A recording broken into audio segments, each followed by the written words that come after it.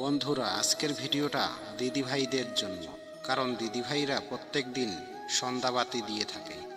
তাই আমরা আজকে আলোচনা করব আমাদের ঘরের একটি পবিত্র আচার সন্ধ্যাবাতি দেওয়ার। সন্ধ্যাবাতি কেবলমাত্র প্রদীপ জ্বালানো নয়, এটি আমাদের শাশ্বত ধর্মীয় আধ্যাত্মিক সাধনার এক পরিহার্য অংশ। শাস্ত্রে বলা আছে, দীপেন অন্ধকারং নাশ্যতি জ্ঞান দীপেন অজ্ঞানতা নাশ্যত্রী। অর্থাৎ প্রদীপ যেমন অন্ধকার দূর করে, তেমনি ভক্তি ও জ্ঞান আমাদের জীবনের অন্ধকারকে দূর করে, আমাদের জীবনের অজ্ঞানতা দূর করে। তাহলে দিদিভাই, কেন আমাদের সন্ধ্যাবাতি দিতে হয়? সন্ধ্যা মানে দিন আর রাতের সংযোগকাল। এই সময়কে বলা হয় গোধূলি লগ্ন। যখন গরু ঘরে ফেরে, পাখিরা নীড়ে ফিরে যায়, আর মানুষেরা দিনের কাজ শেষ করে নিজের অন্তরে ভগবানের কাছে ফিরে আসে, এই সময়ে বাতি দেওয়া হয়। কেন? কারণ শাস্ত্রে বলা আছে, সন্ধ্যার অন্ধকারে অশুভ শক্তি প্রবল হয়, প্রদীপ জ্বালালে আলোর শক্তি সক্রিয় হয়, ভগবানের কৃপা ঘরে বিরাজ করে এবং দুষ্ট শক্তি দূরে সরে যায়। এবার শুনুন শাস্ত্রীয় কিছু নির্দেশ। গৃহশাস্ত্র পুরাণ ও ধর্মশাস্ত্রে স্পষ্ট বলা আছে, যে গৃহে সন্ধ্যাবাতি দেওয়া হয় না, যে গৃহে প্রদীপ জ্বলে না, সেখানে লক্ষ্মীদেবী প্রবেশ করে না, বরং আলস্য, রোগ ও দারিদ্র বাসা বাঁধে। তাই সন্ধ্যায় প্রতিদিন প্রদীপ জ্বালানো শুধু এটি রীতি নয়, এটি ভগবানের আদেশ।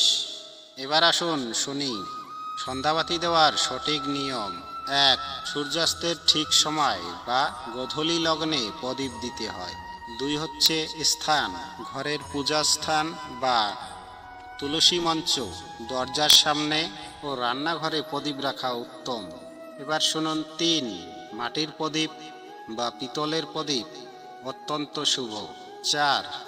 তেল বা ঘি, সাধারণত সরষের তেল অথবা তিল তেল অথবা গরুর দুধের ঘি ব্যবহার করা যেতে পারে।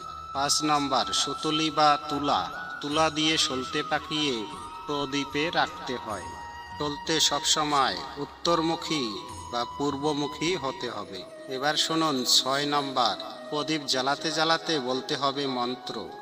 শুভম করতি কল্যাণম, আরোগ্যম ধন সম্পদানম, শত্রু বুদ্ধি বিনাশয় দীপজ্যোতি নমস্তুতে। এই মন্ত্রটি বলতে বলতে প্রদীপ জ্বালাতে হয়। এবার শুনুন 7 নম্বর, প্রদীপ নেভাবেন কিভাবে।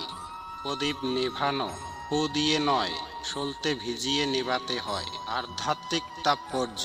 এবার প্রশ্ন আসতে পারে, প্রদীপ জ্বালালেই বা কি লাভ? প্রদীপ হচ্ছে ভগবানের প্রতীক।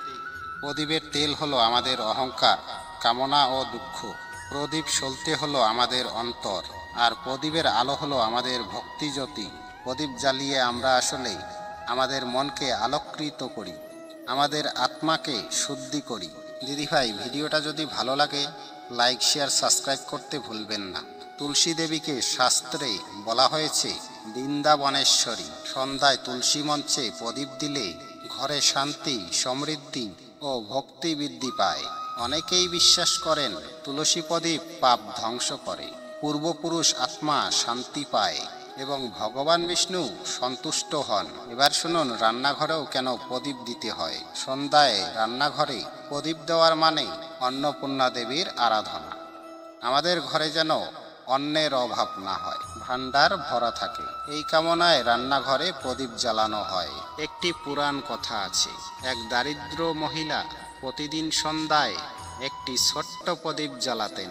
তেল না থাকলেও অল্প দিয়ে প্রদীপ জ্বালাতেন। একদিন ভগবান পরীক্ষা নেওয়ার জন্য তার ঘরে গেলেন, আর সেই মহিলাকে বললেন, আমাকে একটু তেল দাও। কিন্তু তার ঘরে কোনো তেল ছিল না। তখন সেই মহিলা বললেন, একটু দাঁড়াও, আমি তো প্রদীপ দিয়েছি, সেখান থেকেই অর্ধেক তুমি নাও। ভগবান এতে খুব প্রসন্ন হলেন। এরপর সেই মহিলার ঘরে ভগবান দারিদ্র দূর করে দিলেন, তার ঘরে সমৃদ্ধি নেমে এলো। এই ঘটনা আমাদের শেখায়, প্রদীপ ছোট বড় কোনো মূল্য নেই, আসল বিষয় হলো আন্তরিকতা আর ভক্তি। আজকের বিজ্ঞানও বলে সন্ধ্যায় প্রদীপের আলোতে মানুষের মন শান্ত হয়, মানসিক চাপ কমে, পরিবেশে অক্সিজেনের প্রভাব বাড়ে। সরিষার তেলের প্রদীপ যে সুগন্ধ ছড়ায় তা বাতাসকে পরিশুদ্ধ করে। তাহলে দেখলেন, সন্ধ্যাবাতি দেওয়া কেবল নিয়ম নয়, এটি ভক্তির প্রকাশ, আলোর জয়গান এবং ঘরে শান্তি ডাকার এক অলৌকিক মাধ্যম। তাহলে আসুন প্রতিদিন সন্ধ্যায় আমরা প্রদীপ জ্বালাই, আলোর জয়গান করি, আর আমাদের ঘর, মন, প্রাণ ভগবানের কৃপায় ভরে তুলি। দীপ জেলে বলি, অন্ধকার দূর হোক, আলোর জয় হোক। ভগবান আমাদের জীবনে আনন্দ, শান্তি ও সমৃদ্ধি বর্ষণ করুক। তাহলে দিদি ভাই, আজকের ভিডিওটা এই পর্যন্ত। যদি ভিডিওটা একটুও ভালো লাগে, লাইক, শেয়ার, সাবস্ক্রাইব করতে ভুলবেন না।